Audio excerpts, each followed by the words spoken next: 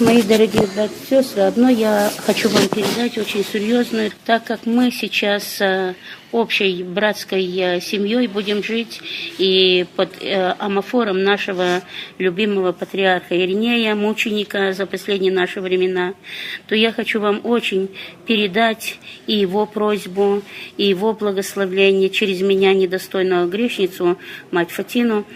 Он дает вам благословение, молиться и поминать его. И, конечно, наставление о том, что время последнее, страшное, антихрист уже на пороге.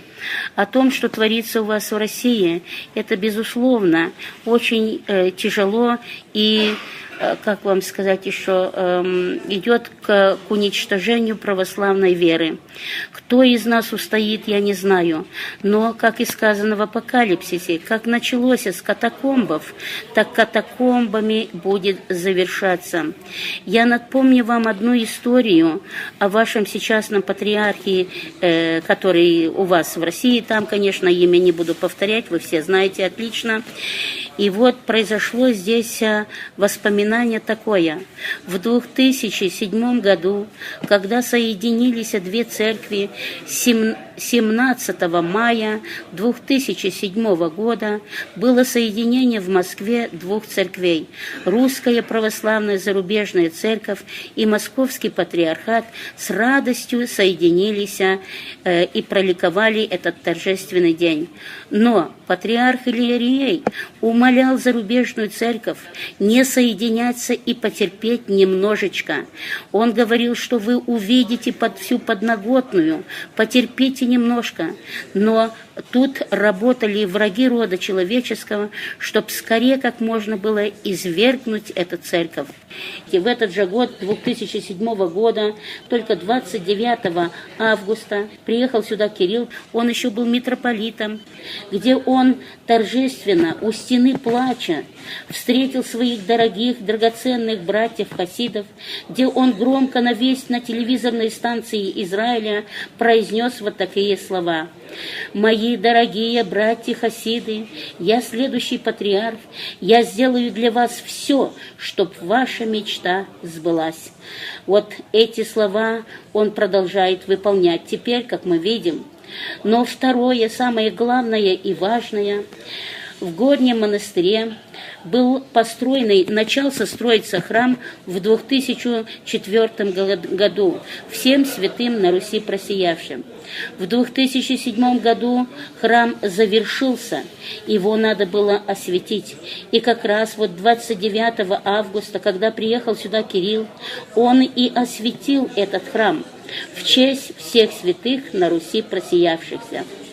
После его отъезда домой, через недолгое время этого же года, в 2009 года, был приказ, чтобы вычистить маленькую пещерку святителя Ивана Крестителя, в которой он в детстве проживал. Ее стали разрабатывать и наткнулись на архив Антонина Капустина. Видимому, когда Хрущев продавал все имения, архивы прятали, и архив этот был запрятанный в эту пещерку, закопанный, но при вычистке этой пещерки нашли этот архив, драгоценные сведения. На меня, несчастной грешнице, пришлось быть свидетельницей и прочитать этот архив лично самой. Я читала этот архив, и в архиве написано так. Я, архимандрит Антонин Капустин, сделал закладку верхнего храма в Горнем монастыре, всех святых просиявшихся, но мне было явление, я его не дострою, он будет достроенный перед пришествием Антихриста и освящен предтечием Антихриста. Осветил его, конечно, Кирилл и Марк Фойсдойч, то есть берлинский предатель, который предал зарубежную церковь. Вот вам живое доказательство. Я умоляла их выдать мне этот архив. Я, как зарубежница и иностранка, никто из меня ничего не сделает.